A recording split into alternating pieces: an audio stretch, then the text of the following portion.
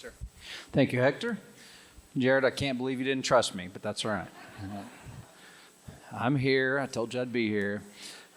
Welcome to Summit. We're so glad you're here this morning. If you have your Bibles, turn to Acts chapter 16. Acts chapter 16. And we are going to continue in the life of Paul. We'll be in the life of Paul this week. Next week we'll do Mother's Day, and then we'll be back into the life of Paul. But we left off in Philippi. Paul and Silas were in the city of Philippi. We'll talk a little bit more about that. But they had met Lydia and some other women and started a church there. And it's a great story. And they've been there for a few months now when we pick up our story again. And they've been working with the church there. But before we get into that, let me ask you a question to kind of set things up. The question is this. How do you respond when you see evil? Do you get discouraged? Do you get angry when you see something that is evil? We look around in our world today and there's a lot of evil. There's corrupt governments everywhere. And Charlotte and I go to Honduras a lot, and the government there is so corrupt. And you can go to Nicaragua, and you can go to other places. You can find the same things going on there. The government officials stealing the money that's supposed to help people in those countries, and it just doesn't go to them. I look at our government today, and again, I'm going to offend both sides. So just get ready to either be offended or agree with me. But here it is. We have politicians on both sides that are playing against our hatred or against our compassion, and all they want is the same thing, and that's power for themselves. And we just get people worked up so that they can have power, and that's just evil to me. I look around, and you look around and you see violence. You see murder, and you see rape, and you see child abuse, and you see all of these things happening in our country, and it's just evil, right? When you see this stuff, I see social issues that are just evil. I see racism that's been going on for generations. It's just wrong that we treat people differently because of the color of their skin or because of their different socioeconomic status. I see oppression. I see greed. I see hatred all the time. It's just evil, right? We see evil. I've got you really worked up now, right? Evil. We see evil. What do? How do you confront it? Don't get me started about sin. I mean, you look around and there's evil every day. My own sin in my life is evil, right? We see sin and we see evil and we don't know what to do, and marriage is falling apart and people in financial ruin, and we just see all this evil. But when I think of evil, probably the number one thing I think of, and some of you weren't even born, but you probably know this about this, I think of 9/11. I think of September 11, 2001. 2,977 people lost their lives on that day in America. And it was evil. And those planes flew into those towers and into the Pentagon and into that field in Pennsylvania. Of that 2,977, almost 400 of them were first responders. That's just horrible, right? It's just evil. But then I heard about something that happened because of that. I heard about in the city of Jerusalem at the Damascus Gate, there were some Palestinians, and they were celebrating. I have a picture of it. Even kids celebrating that 2,977 people lost their life. I don't know, are you worked up? It's just evil, right? What do you do when you encounter evil? It can get you depressed, it can get you discouraged, it can get you angry. And the question is, what are we going to do about that? And how do we confront it? How do we properly confront the evil that we face? Because I'm just going to tell you right now, of all the evil that happens in our world right now, I don't know if we as Christians are doing an incredible job of confronting the evil the way we should. And so I'm going to look at Paul and Silas and what happened to them, because the way that they confronted evil, I believe, gives us some good indication of how we should. Pick up with verse 16 in Acts chapter 16, and let's see what Paul and Silas did, and let's see if we can learn some stuff. It says, once as we were on our way to prayer, a slave girl met us who had a spirit by which she predicted the future. She made a large profit for her owners by fortune telling. And as she followed Paul and us, she cried out, "These men who are proclaiming to you a way of salvation are the servants of the Most High God." She did this for many days. Paul was greatly annoyed. And turning to the spirit, he said, "I command you in the name of Jesus Christ to come out of her." and it came out right away. Let's stop there and let me get you caught up. Throw the map up here and you can see, let's see where we are geographically. We're up in the top left corner. You see Philippi. We're in Macedonia, which is north of Greece. This is Europe. We talked about this last week. The first Christian church in Europe is established in the city of Philippi, a leading city where Romans and Asians are going back and forth. It's a trade route. It's a very significant place, and Paul is doing a great work here. And he and Silas and Timothy and Luke were there with this church that had been established through these ladies we talked about last week, Lydia and some other ladies, and they were meeting at Lydia's house, who was a woman of means, who had a big house, and she was very generous and was helping this house church get off of the ground.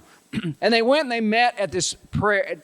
They went out for prayer. The word here for prayer is the same as last week, a place of prayer. So they were going maybe to the same river. I don't know how often they were doing this, but often they were doing this. Do you see the intentionality of them? They were on mission. Even though they were this house church, they weren't consumed with just focusing on what's going on in their church. They were out going and trying to find people. They may have been going to pray, but more likely than not, they were praying with these people so that they could share the message of Jesus, engaging people, making disciples as they go. Incredible intentionality that's going on with Paul and Silas. And it says that a slave girl met them. Now, I don't know about you, when I read this story in English doesn't do it justice. Here's why. Because if you read the story and you said a slave girl who had a spirit that allowed her to tell the future, that sounds kind of like, some of you don't get scared by that. It sounds like, oh, this is an innocent little slave girl, right? Let me tell you, first of all, the word for met them means to oppose them. She was coming day by day by day, following behind them and opposing them publicly in the streets.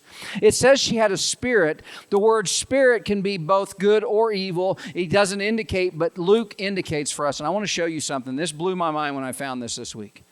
The word that Luke uses for she was able to tell the future in the Greek is python. Okay? Now you're going, what? A snake?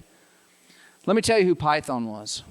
Python was in Greek mythology, and it was an evil, evil being.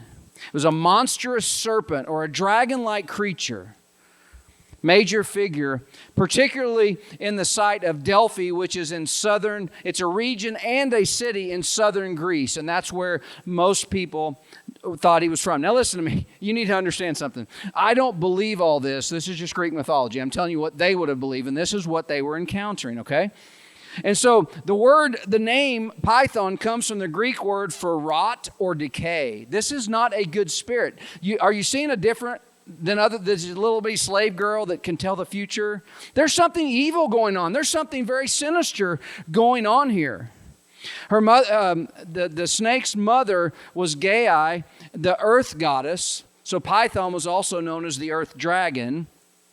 He was known as the guardian of the sacred oracle of Delphi. Now, unless you're into fantasy books and movies, some of you don't have an idea what I just said because I didn't, so I had to go look it up, all right? An oracle is a being that gives divine advice to someone.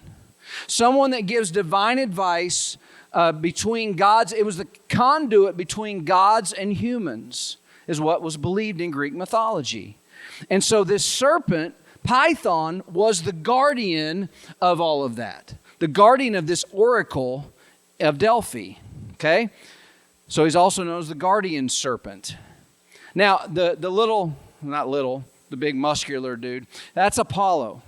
Apollo was one of 12 Olympian gods in Greek mythology, and it is believed that Apollo destroyed Python and killed Python. Okay?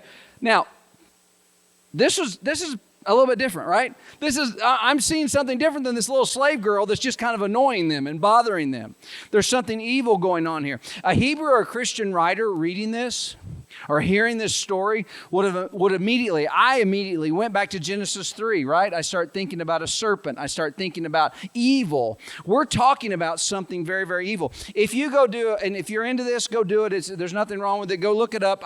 When I looked up Python, what came up was this whole idea of the spirit of Python. And there are a lot of people who still to this day, if someone comes up to you and says, you have the spirit of Python, that is not a compliment, okay?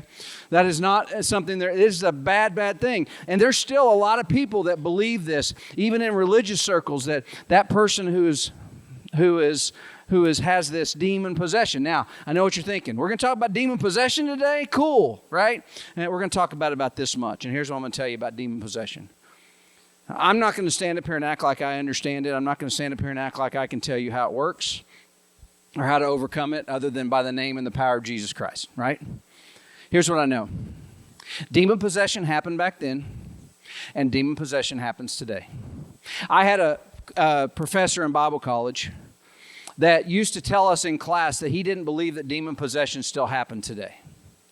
And his reasoning was, he said, because the apostles were the only ones who could drive them out, so God wouldn't let people be demon-possessed if there was no one to drive them out. Well, I don't believe that, because I also had another professor who, at the same time, the same year, I was sitting in his class, and he's telling stories about people who had suffered from demon possession in foreign countries. And so it happened then, it happens today, it's the same spirit. We need to understand that. So the first thing that I think we need to understand when confronting evil is this. When confronting it, we need to recognize and understand that we are fighting a spiritual battle, not a physical one. See, when we read this text in English, we see a physical slave girl. And so the evil that we see, the enemy, becomes the person, the physical person. But we fight a battle that is spiritual, not physical. I heard it described this way. Imagine that you're fish swimming in the ocean. And you can see everything in the ocean. You can eat off the reef. You can swim to the bottom. You can swim to the top. Unless you're a whale that swims at the top, or other fish that swim at the top, or you go up and jump out of the water like a whale does, you don't have any idea what's going on up there, because you're down here in this world. And that's kind of the similar for you and I. We live in this physical world, but there's something going on in the spiritual realm that we can't physically see all the time, and we need to remember that. Paul says it this way in Ephesians chapter 6. For our struggle is not against flesh and blood, but against the rulers, against the authorities, against the cosmic powers of this darkness, against evil spiritual forces in the heavens. And I'm going to tell you right now that if we choose to see it as a physical battle, we will try to fight it ourselves, and we'll try to fight it with physical weapons. That's why I think we're failing as Christians when it comes to confronting evil, because we're fighting physical battles with physical weapons instead of understanding that we're in a spiritual battle that requires a spiritual Jesus and the power of His name to overcome them, just like Paul said, come out of her in the name of Jesus. And it's with weapons that are only spiritual. 2 Corinthians 10, Paul says it. He tells us, for although we live in the flesh, we do not wage war according to the flesh. Since the weapons of our warfare are not of the flesh, but are powerful through God for the demolition of strongholds, we demolish arguments and every proud thing that is raised up against the knowledge of God, and we take every thought captive to obey Christ. Our weapons are not physical, they are spiritual. So when you're confronting evil, remember it's a spiritual battle, not a physical one. So we have to fight with spiritual weapons. We have to fight the actual enemy, which was Python, not the slave girl. We have to understand that. These owners had developed quite the business for themselves, these masters of this girl. Now, during that time, the Greeks and the Romans and many of them, all of them were seeking these types of people. We want to find people who can help us, who can tell us the future. There's not a Roman general or a Greek general that would ever go into battle without consulting one of these mediums so that they could find out what was going to happen before they went into battle. So this was a very lucrative, profitable business that these guys had. Now, I don't think that they were Jews. They were probably Greeks. And here's why. Because in the Torah, it says this in Leviticus 19:31, to Jewish people, do not turn to mediums or consult spiritists, or you will be defiled by them. I am the Lord your God. So I don't think they were Greek or Jewish people. I think they were Greek people. I don't think they would have engaged in this if they were Jewish people. But this you got the scene. This girl's following them. They're going to pray. They're going to try to lead people to Christ. They're engaging. They're making disciples as they go. They're doing all this stuff. And this girl just keeps following them every day and taunting them and opposing them. Now remember, she's not the one who was doing it. It was the spirit in her that was doing it. And so she's taunting them. She confirmed who they were. Servants of the Most High God. It reminds me of James 2:19, right? That says, you believe in Jesus? So what? The demons believe in Jesus. The demon knew who they were. This girl couldn't have known who they were without the power of this demon behind her. So she knew who they were, and so she called it out. Matthew 8, Mark 3, Luke 4, Jesus encounters demons and they all recognize him as the Most High God. So demons know and they knew who he was. And relentlessly she's attacking. Why? Why is this demon attacking? I already told you that the church in Philippi was so paramount to the church moving forward. It was the first Christian church in Europe. And so it was very, very important. And Paul and Silas and Luke and Timothy are doing this incredible work in Philippi. They've been there for at least 3 months, and they're doing this incredible work, and the church is growing, and the gospel message is moving forward, and all this great stuff is happening. So why is this enemy, this evil, coming after them? Well, I think the main reason is to try to thwart them from their mission. To try to stop this mission of this church because it's so important. It was so important. And so I believe that's why she was doing that. And then finally, I love this. Paul got annoyed. Now, again, the English word kind of messes us up here. Because I don't know about you, but some slave girl that keeps hollering at me and opposing me day after day after day, I'm going to get annoyed. And we understand what that means. But here's what it means. It means he was troubled. Okay? Why was he troubled? Why was he troubled? See, I don't think he was just annoyed with this young girl. I think he was troubled for 2 reasons. I think he was troubled because he was annoyed that the spirit, this evil spirit, was trying to stop the work that they were doing. But I also think he was troubled because he saw this young girl and the condition of her life was chaos. And he cared about her.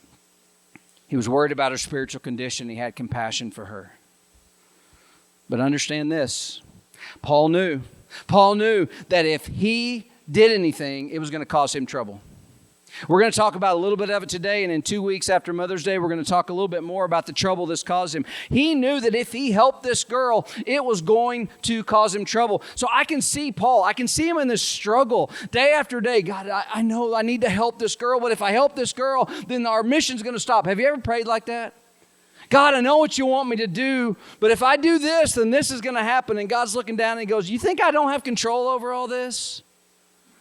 So I can see the struggle that Paul's having. Like, I don't want to help because I know what's going to happen if I help. But finally, he did the right thing. And I want you to notice what he did. He didn't address the girl. He addressed the spirit. Do you remember back in Acts chapter 13? You can look it up. Whenever Paul and Barnabas were on the island of Cyprus. And as they were going across the island of Cyprus, they encountered this sorcerer. They encountered this person of witchcraft. And again, an evil spirit. And it says that Paul looked directly into the eyes of that man. But he wasn't looking at the man. He was looking, I told you then, at the spirit behind that was inside that man that was possessing. Paul didn't address the slave girl because he had compassion for her. Because he wasn't addressing her because she wasn't the evil. He addressed the evil, and that evil, he told him, in the name of Jesus, get out. Get out. Our missions pastor of our church, John, says this all the time. And I love it. He says, if you can see it, it's not your enemy. If you can see it, it's not your enemy. The physical is not your enemy. It's the spiritual. And this brings us to our next point. When we're confronting evil, don't destroy the afflicted person in the process. When you're confronting evil, don't destroy the afflicted person in the process. I can wrap this part up really quickly with this.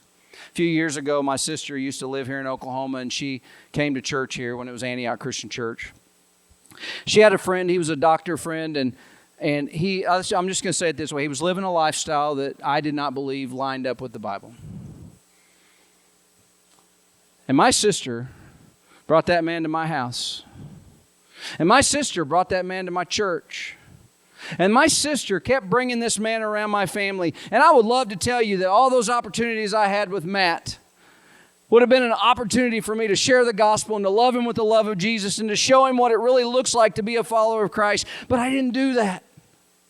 I didn't do that. In fact, I think I did more damage and I destroyed him because I was more concerned with attacking the evil that I saw in him, and I attached that evil to him instead of finding a way to love him the way that Jesus did. Listen, when we are confronting evil, never forget it's the spiritual, not the physical, and don't destroy the person that's afflicted by that spiritual demon in the process.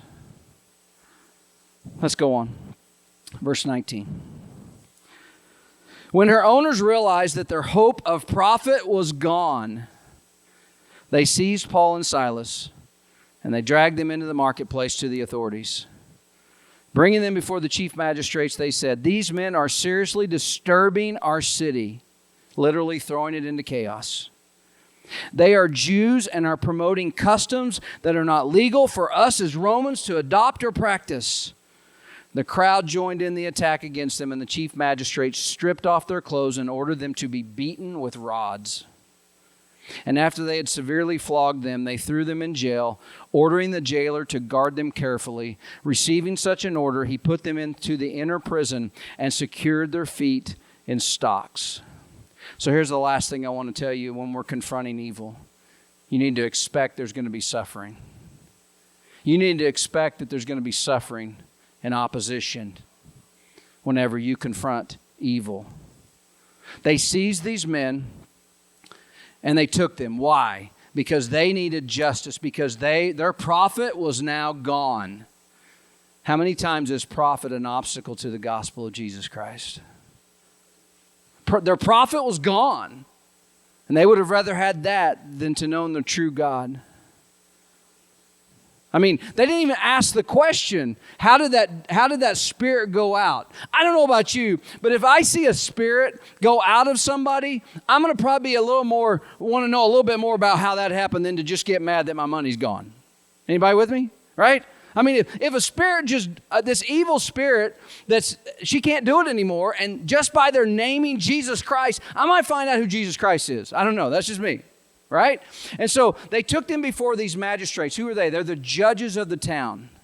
They were appointed by the Roman government to be over the town of Philippi. Rome is controlling it, but these guys are they may be from Rome, they may be Romans, they may be Greeks, but they are governors over this town. They are the judges of this town. And so they took them in Philippi. Archaeologists have uncovered this stage with stairs on both sides in the middle of town. That's probably where these types of things happen. But make no mistake, this was not a trial. They threw them up there and they began to yell their accusations at them. And again, let me remind you, I don't think Paul was afraid of being arrested. I don't think Paul was afraid of the suffering that he was going to go through. I think he was more concerned with the mission that he was on being stopped and being thwarted, because that was what his goal was all the time. Notice too that Timothy and Luke aren't mentioned here. I don't know if they just weren't with them at the time. They're off evangelizing somewhere else. I don't know. They weren't involved actively in this getting the slave girl released from this demon. So all I know is they aren't mentioned here, and Paul and Silas are the ones who get beaten. Now, here's what they do. Here's their accusations. They're throwing the city into chaos. Really? Really? They took a girl who was possessed by a demon, and they gave her peace maybe for the first time in her entire life. And yet the city is looking at them because they were causing chaos to them. You see, because they were more concerned about their business and their profit than they were about the person that they were using for that business and profit. Her life was now better. Her life was now better. And yet they were more concerned. They accused them. They appealed to the Romans. I love this. I'm gonna step on some of your toes here for a minute. They used the Roman law against them. How many times do we use the law when it's convenient for us, but we ignore it when it's not? Right? How many times do we say, that's the law. What about this one? That's okay. 55 miles an hour. No, I'll leave that there, right? So they accused them of that. They called them, they said, these people are Jews. Just so you know, anti-Semitism is not a new thing. It's been going on since Jacob became Israel. The Jews have been running for their life. The fact that there were even Jews in Philippi and in Greece was because Stephen got stoned in Acts chapter 8, and in 9, there was persecution of the church, and they all fled, and they went all over the region. They've been running for their lives forever. This is not a new thing, and they used it. They're Jews to try to get the Romans who are already not sure about them. They accused them of breaking the law, and then the crowd joined in, and they were beaten. Let me tell you a little bit about the beating quickly.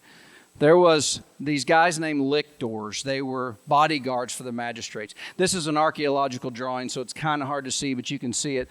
This is what a lictor was. They were a bodyguard for the magistrates. You see that thing over their shoulder?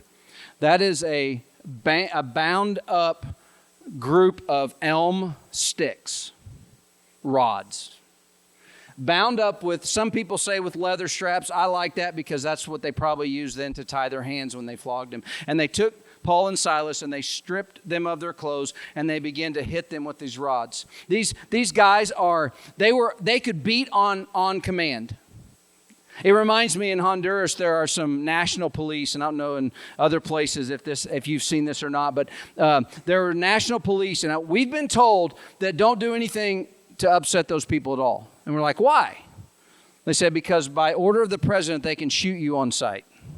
Fun. Anybody want to go to Honduras with us? No, I mean, that's what it reminds me of, right? And these guys could beat, and they beat them. I don't know about you, but when I was a kid, yeah, some of you young people are going to be surprised by this, but we actually used to get spanked when we got in trouble. And I'm just going to tell you, when I got spanked, it was always in this region right here, right? They hit him everywhere. Hit him in the back, hit him in the front, hit him in the legs. They hit him in the head over and over and over again. This is what Paul and Silas did for helping this young girl be released from this evil. It reminds me of Jesus a little bit, right? All that he went through. And then they threw him in this jail. I'm not going to spend any time here. And in 2 weeks, we're going to talk about the jail and the jailers, and it's incredible. They put their feet in stocks, and we'll talk more about what happened there. But as the band comes back up, let me kind of wrap this up. When we confront evil, we got to remember it's a spiritual battle, not a physical battle. We got to make sure that we're not destroying the afflicted person in the process of trying to confront the evil. And we need to expect that we're going to face opposition and maybe even suffering. I showed you some pictures and I talked a little bit about the evil in our world, but you know, how we respond to evil matters. Last month we commemorated 30 years from one of the most evil things that ever happened in Oklahoma, the Murrah building. And hear me, it's terrible what happened. Timothy McVeigh was convicted and sentenced to die. And I'm not here to debate with you whether he deserved to die or not, but let me just tell you that the reactions that I saw when he was sentenced and when he was killed. I saw celebration. And I know some of you, I'm offending you right now, and I apologize for that. Not really. Because how we react to evil as Christians matters. And you go back to 9/11, and you see what came from that, a war that killed a lot of people. And I'm not trying to be anti-war today, but just hear me. A lot of people gave their lives because of that. Some people still today. And then we got Osama bin Laden, the mastermind, right?